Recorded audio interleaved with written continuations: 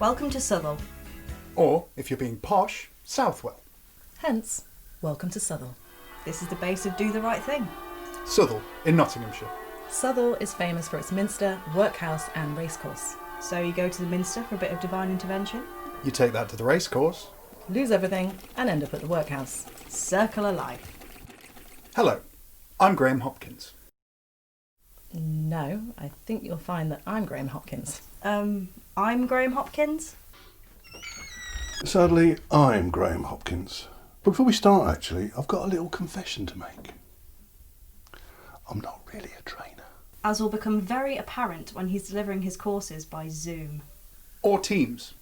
Other video conferencing platforms are available. Well, clearly I'm a trainer because here I am training you. Therefore, trainer. Not that I remember the day with any great satisfaction, but the 15th of May 1998, when I left social services. You're not going to use that, are you? Then for 7 years I was the practice editor at Community Care, which meant I was responsible for the last 6 pages before the jobs. We know why you read it really, straight to that job section. So this is a course I'm writing? What do you want that for? We can all write. Can't we? Well, think back to your university, whether you did a 1 year or a 2 year or 3 year course, whether it was an MA, a BA or an MSc. Think about how much time they spent with you on how to write effectively. You might have had a skills day or maybe a seminar. You probably had an out. You'll do a 3-day residential course on attachment theory. Which you'll use twice in your career and get wrong once anyway. And yet the thing that you do every day, basically every second of every day, you get nothing.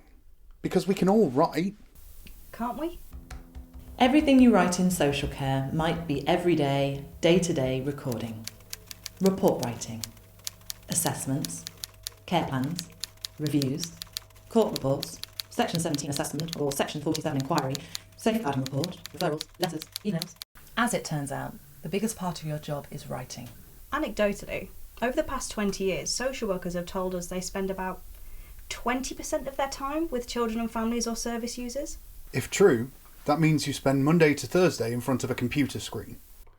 I did some work with one local authority, Children's Services, where we said that the child was the beginning, middle and end of our work. Nobody would disagree with that, would they? We'd all agree with that. Whoever we work for would have a similar such statement. That we're person-centred or child-centred, or that the family or service user is front and centre of everything we do. We don't do things to or for them. We do things with them. We spend more time writing than we do with people. We're not child-centred or person-centred. We're recording-centred.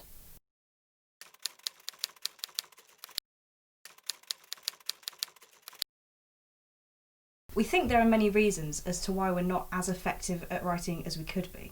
But perhaps the most basic reason is language. The words we use.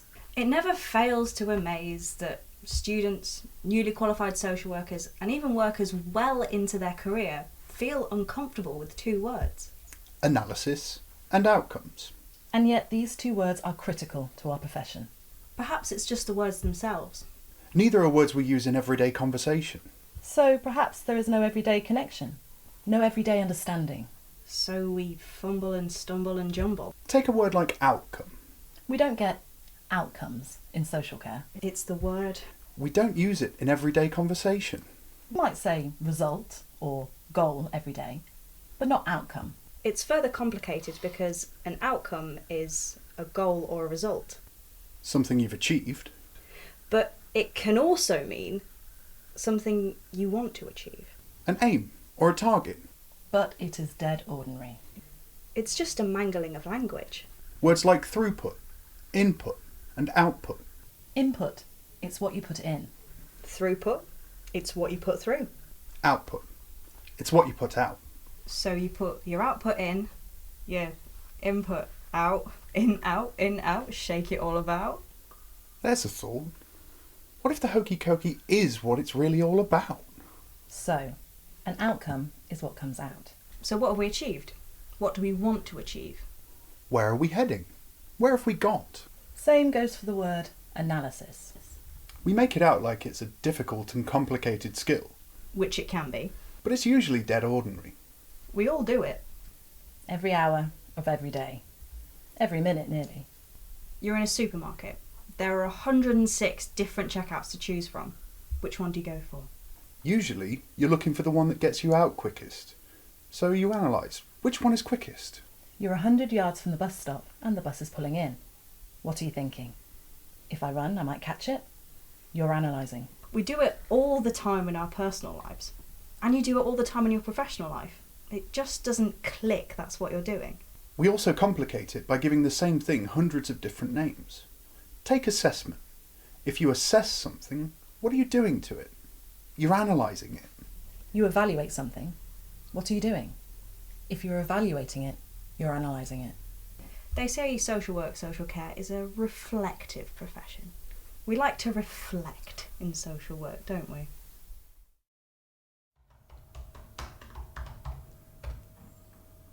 I am Rosie Warlock, generic social worker. Generic in the sense that I'm a practitioner who understands and has been trained with a generic set of assessment, planning and intervention skills that I can utilise on any system, size, adult, children, mental health, and so on. But also a generic social worker. Typical, everyday, run-of-the-mill, common or garden, salt of the earth, social worker.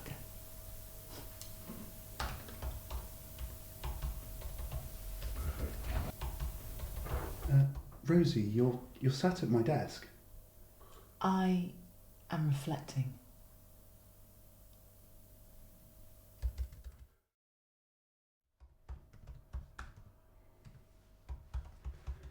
Hey Rosie, the whole team's going to pop down to the Red Lion as it's Pippa's last day. 35 years she's been here. Thought we'd, see her off. I am reflecting.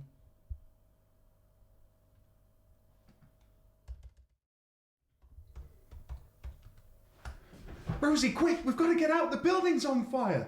It's going to collapse any second! I am reflecting.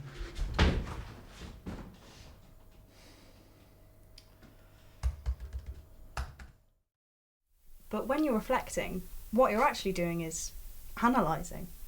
But of course, we don't just reflect. We critically reflect. Indeed, in the professional capabilities framework, indeed, what else would they call it? We have critical reflection and analysis.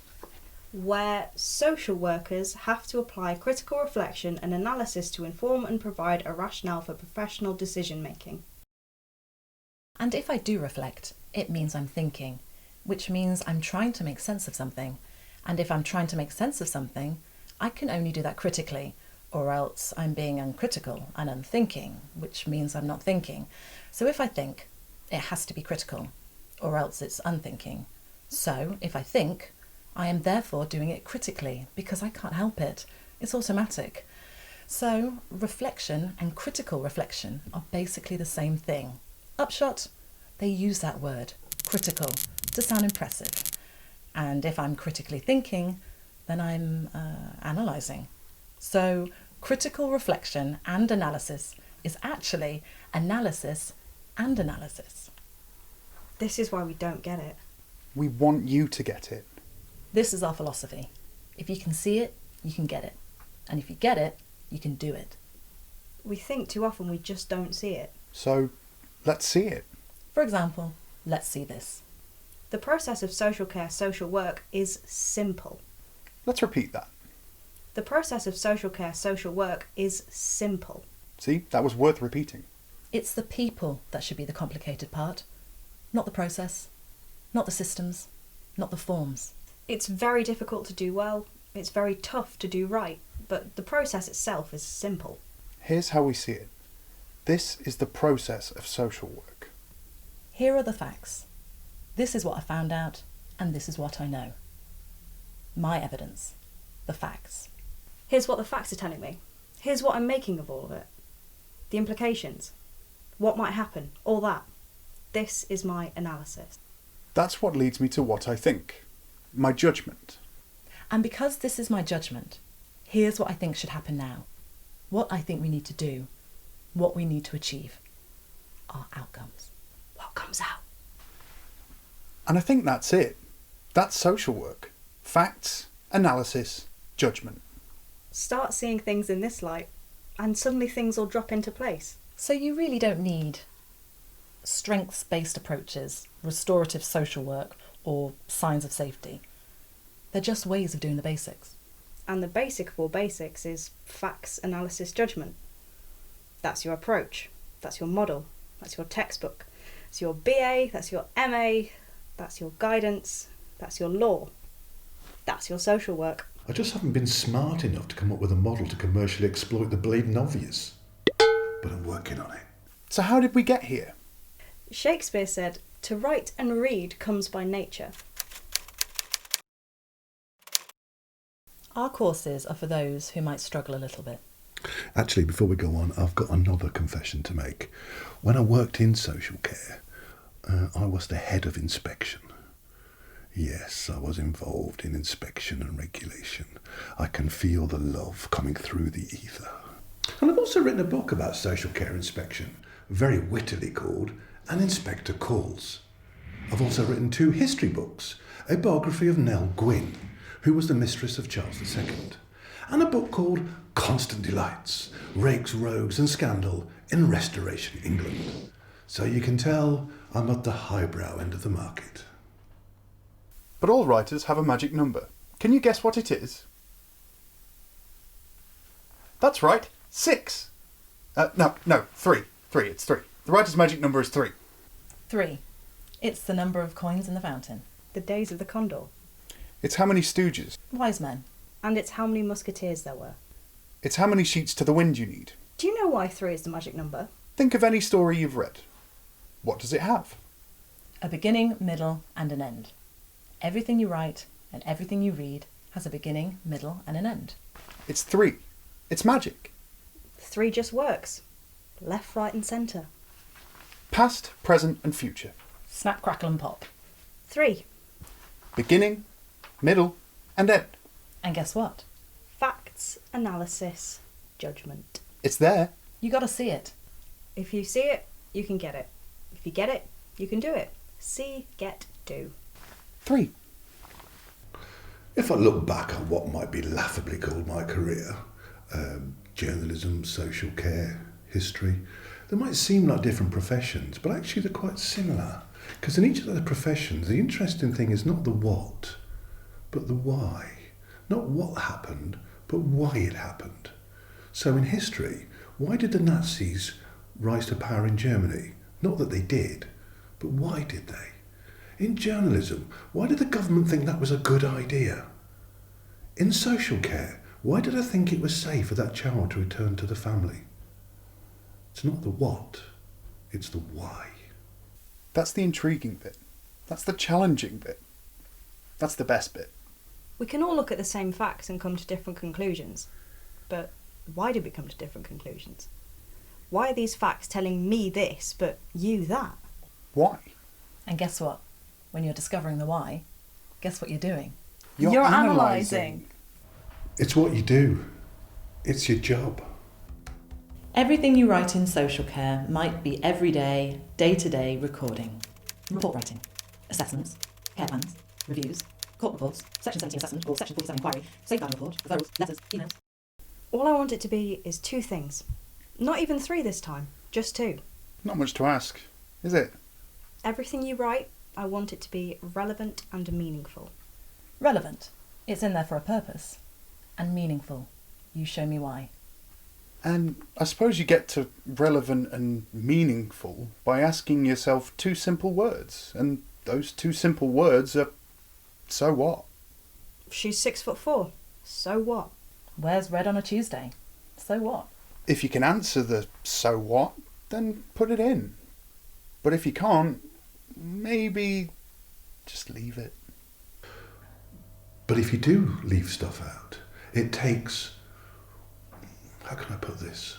And I'm going to use the C word because I can, because this is an 18 video. It takes confidence. It takes confidence to leave things out. So guess what else gets in our way? Guess what? It's another 3. A more subtle problem we come across is dictated by our electronic systems. Our processes tend to be dictated by our systems. The way we go about stuff, the order we do things, the order we ask questions, indeed, at times, the actual questions we ask. In one assessment that I read, the older person only wanted a stair lift. But we can't just say, yes, you can have a stair lift, or no, you can't have a stair lift, or yes, we think you should have a stair lift, but you can pay for it yourself. No, we can't do that. We have to go through a whole assessment, an outcome-focused assessment, no less, to end up with hours of time spent with the person and writing an assessment that ends up with a 36-page assessment form that says, no, you can't have one. And all this, of course, is captured in the one thing that really matters in social care: the form. We love a form in social care. When it comes to forms, nobody has form like us. No form holds any fear for me whatsoever. You bring me a form and I will fill it in. We are form-tastic. Here's the trouble with forms. You've got information. Important information. It's past the so what test that bloke told us about. It's definitely relevant. You're definitely going to make it meaningful. The trouble is, it can go there, and there, and there, oh yeah, and there, and there. So what do? Do you say it once, and that's it? You've said it? Or do you maybe cut and paste a bit? Or do you do what most people do and think, how can I say this but using different words? The amount of duplication that goes on in our work is astonishing. If I were to make it a law tomorrow that you could only write something down once, you'd probably save yourself half a day every week. There was a children's home I visited where the staff had to write down information about each child in 3 different places. 3 different places, handwrite it. It had to go in the child's log, the handover log and the general log. They also had to record it electronically as well. Bonkers.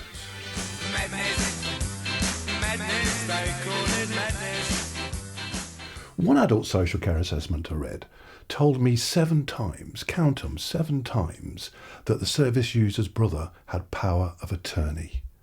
7 times. In an assessment of a 13-year-old girl that I read, the worker, rightly and sensitively, wrote about the young person's weight issues, some serious weight issues. Would she write about her weight issues in the health section? Well, of course she would, wouldn't she? Would she write about her weight in the education section? You might think, well, maybe not, but she was bullied at school because of her weight and can't get around the campus because of her weight. So, yep, in it goes again. Would she write about her weight in emotional development? Yep. Because it fits. The form makes us repeat information, and if we repeat information, we're wasting our time. We're wasting your time by writing it, and my time by reading it. But that's what forms do. That's what headings do. They force us or encourage us or nudge us strongly towards saying the same thing over and over again. You take away the headings, then suddenly you might only mention that issue or that point of information just the once.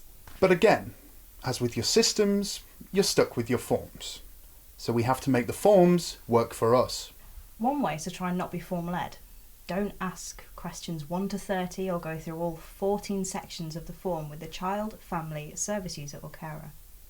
No, don't be form-led. Try to be information-led. What's important? What's relevant? Make a bullet point list of the things you want to say and then look at your form. And then decide, where's the best place to talk about it? I'll put everything under that heading or under that section. So in the assessment of our 13-year-old girl we talked about, she also was kept off school a lot by her mum because she had heavy periods. So where would you talk about her heavy periods? Again, an obvious place would be health, wouldn't it? That'll be relevant. But actually, the more relevant part of it is the impact. What's the impact of the heavy periods? The impact is that it keeps her off school. So maybe, if we're going to talk about this once, we talk about it in education. Do you see how that works? Your thinking is leading the way. You're being information-led. You're making the form work for you. And one of the biggest sins we have in social care writing is we write down words we would never say. I would never say to someone, oh, excuse me, can I look in your newspaper to ascertain what's on TV this evening? I'd say, to find out. but we write ascertain. Why do we do this? It's hard to know where to lay the blame, but there is, I would argue, a misguided need to sound professional. This comes from universities, from textbooks, from, preserve us, the law, government guidance, and our forms. I'm just popping out to the shops. Eh? Sorry. I'm just going to go and access the community. Oh, right. Do you want anything? Sorry? Sorry. Are you desirous of any goods or services provided by licensed commercial vendors? Oh, why don't you say? Nah. Every job has its professional language, its jargon. Why should social work or social care be different? Because they are different. That's why. And as you might expect from the man what wrote about it, the professional language of social care should be plain English. It's so we can communicate, which is the basis of everything we do. It also helps our thinking to use plain English. If we use plain English, I have to understand what I'm talking about. Clear words show clear thinking. But this is what we're up against. For example, Government guidance explained what a strengths-based approach is. well, that's that sorted then. Let's look at that last sentence again. Let's try something here. Let's just take out the word holistic. Reading it differently. Indeed, the whole thing could read, and all I've done is delete words. But this is the kind of guff, the kind of bump upon which we base our practice. So it's no wonder we write the way we write. So, for example, in adult services we get this, the Care Act 2014. The Act talks about eligibility outcomes. Apparently, these are... Just maybe, what we mean is this. We really have to mind our language. But perhaps the biggest sin in social care writing and recording is this. Why use 12 words when I can use 86? We just love to pad things out. It's like a sentence or a paragraph is not enough. It's not the quality of our words that count, but the quantity. Look at this. Look how much work has gone into this. I am worth every penny. Is that it? Is that all you've done? In one local authority I did some work. They completely revamped the assessment process. It was brilliant. It was totally practitioner-led. They used to have 12, 15-page reports that were full of 36 sections and 29 headings and 28 subheadings, 46 tick box sections. Now, guess what? Guess how many boxes they fill in now? 3. Yes, 3. The first box is what is the reason for the assessment? Who is the service user? Who's the human being we're working with? The second box is what's happening, what's the situation, what's going on in their lives, the facts. The third box is the analysis the worker has. What do they make of all of that, leading us into what outcomes we want to achieve? And in this authority, the person doesn't follow a process. The process follows the person. And their assessments aren't outcome-focused or person-centred or strengths-based. They don't even call it an assessment. They call it a conversation. And when you have a conversation, you have a chat. And when you have a chat, you tend to use everyday plain words. Why? Because you think and hope that those are the words that will be best understood. Because the world's complicated enough. We don't need to add to it. Let's keep it simple. So why should writing and recording be any different? So let's talk. Let's write.